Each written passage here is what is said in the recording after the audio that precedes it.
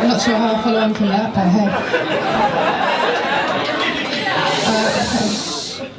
My name's Mama Sue.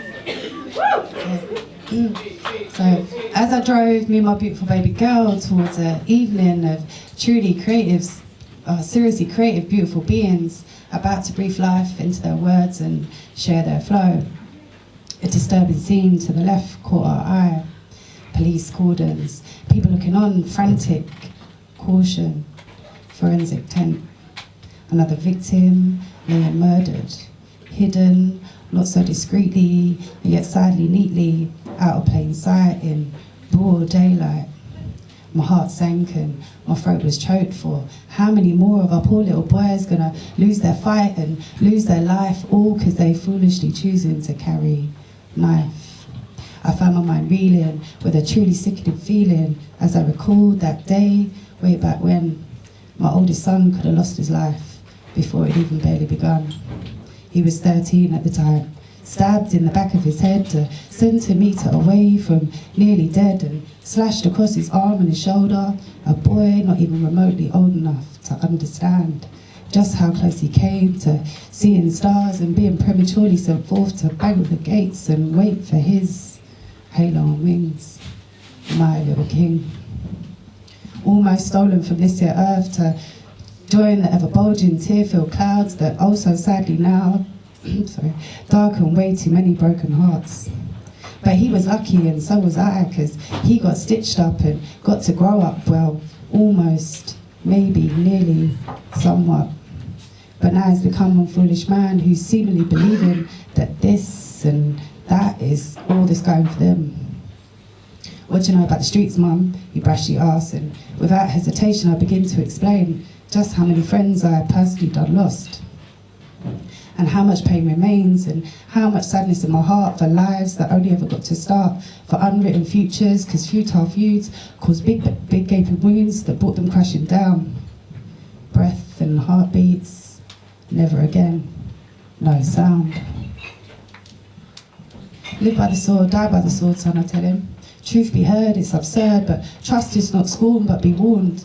We need to show our boys love and encourage and empower them to embrace this here life, reinstill self-worth and self-love and love of life, because way too many too many families left big gaping holes.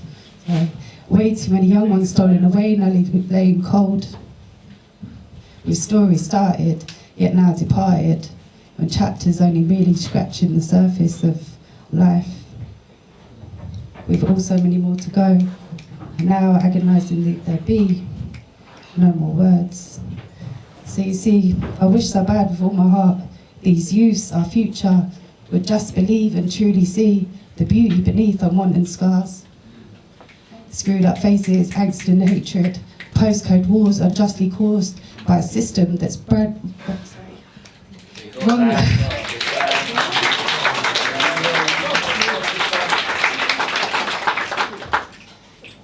Screwed up faces, angst and hatred, postcode wars unjustly caused by a system that's wrongly branded them with a box that no one deserves to be in.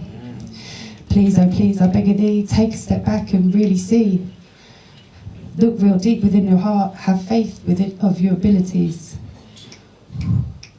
Ask of self this one dark question: what am I willing to die for?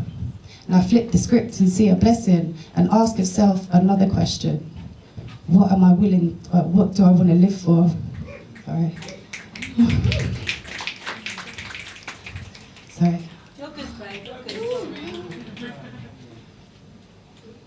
Do you feel the difference?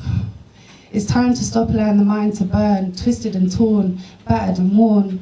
Distrust, feeling lost, abused and abandoned, twisted thoughts of anger, furiously fueled from systematic rejection. Hurt, I overstand your frustrations. Turbulent turmoil, sadly, madly, causing bound of head from the heavy, detrimental suggestion of acceptance. Or fuck that shit and screw the system. Let's come together, embrace, empower and uplift our young kings. Tell them straight, firm but soft, filled with compassion, faith and love. Stand up, rise up above it all, fear nothing other than your own downfall. Open up, be free, release the tension, seemingly gripping, too tightly stricken in, delicate souls from expansion. Let out the hurt, allowing the light, once and for all, please put down the nice. Instead, I beg, pick up a pen, let ink be the only thing that stains skin.